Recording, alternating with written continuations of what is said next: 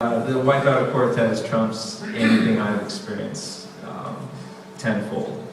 And where it really went wrong for me, after the first wave that I fell down, was held under a long time, and it was as I was swimming for the surface, and I was mere feet away from breaking the surface when the second wave landed basically directly on top of me and knocked all the wind out of me and pushed me back down. And then I had a third wave after that was held under, and I nearly made it to the surface before the fourth wave.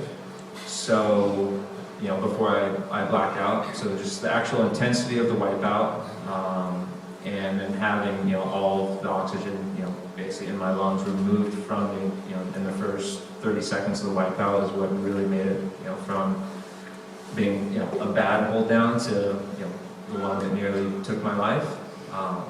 It didn't have the loss of equilibrium with the, ruptured eardrum, caused me at Mavericks, but it was so strong and so violent that, it didn't even matter. That I had no control over, where I was and how long I was held down for, and wasn't even able to swim for the surface until the very end. I was actually climbing my leash, not swimming. So, that was, if we were to redo this documentary, I have a long-winded story of the new worst wipeout. You must have learned so much over the years, and especially given these harrowing experiences. What would you tell your younger self or the next generation starting out? What would they do to you now? What would I tell the younger generation or a younger version of myself? I had an intensity that I approached my surfing with in my younger years that was probably, at least for, my friends and other, respected big wave surfers, it was probably unrivaled. And probably to a point that it was too much. That, if I look back at, and I don't regret any of it, there's obviously, you do the best that you can with the information that you know in life and what you feel to be right and true. There are times where you look back and you're like, gosh, that was, pretty stupid of me, but at the time it was, that's what felt right.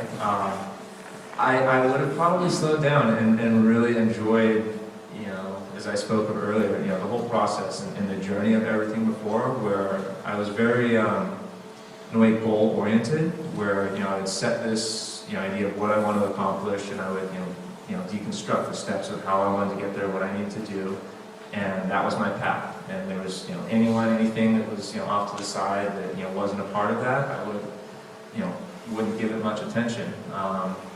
And it's a very great, straightforward way of accomplishing things, but looking back, I feel like I missed out on a lot of opportunities, a lot of beauty, and a lot of experience that I wasn't necessarily open to. And as I sit back and I spoke earlier, that it really is about the journey. That I look at opened up the film of the awards and the accolades and all that. That it's great, but when I look at my life in its entirety, that those are small little punctuation amongst the bigger picture, and that's what I've really come to realize in the last year of my life is enjoying it all, everyone, everything, and just being open to learning and growing. Where before, like I said, I had a very set mind of I'm going from A to B, and I'm not going to detour any of that. So if I could go back, or at least share that insight to younger generations, it's just to just be open to experiencing it all, and don't close yourself off to just the colors of the world that it's there to experience. As your mother said, don't do anything crazy. Don't do anything stupid. About how Google Earth has affected surf exploration around the world. And they mentioned in there that you and Grant Baker had found some great right-hander out in the middle of nowhere. Have you got there yet? Yeah, we've found some fantastic waves, and there's one Actually, in Madagascar, actually, that is probably the one that was talked about. I mean, the first great one that we actually found was the left in Namibia that everybody's surfing now. Donkey Bay. Yeah, but no, we've since found one in Madagascar, and actually recently built a treehouse out there. So, yeah, so it's that good. Any thoughts on the Mavericks contest last week? Yeah, the Mavericks contest last week was a ton of fun. That's one of the most challenging waves, big waves in the world, and that day especially, the conditions weren't ideal. Had a real treacherous south wind, which makes things even more difficult. But it was great. Anytime you get the best surfers in the world there together with that sort of infrastructure and everyone really kind of pushing each other, you see phenomenal performances. So it's always a blast to be a part of. So you just went back at the protest for your first time since that way ago, right? Mm-hmm. How's that? Yeah, it was actually the day after the Mavericks contest. Went back out to Cortez Bank. That prior to the contest, I was getting everything logistically set up here to leave out at Dana Point. So finished up the contest, flew overnight, and stepped on the boat here at Dana Point at 10 p.m. Went back out there, and it was something I'd given a lot of thought to.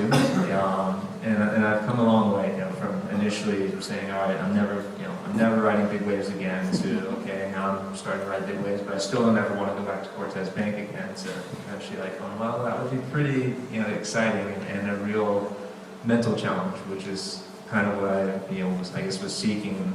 It's really been the driving motivation behind big wave surfing for me. The physical and mental challenge, and really finding what I'm capable of, when it comes to overcoming fears and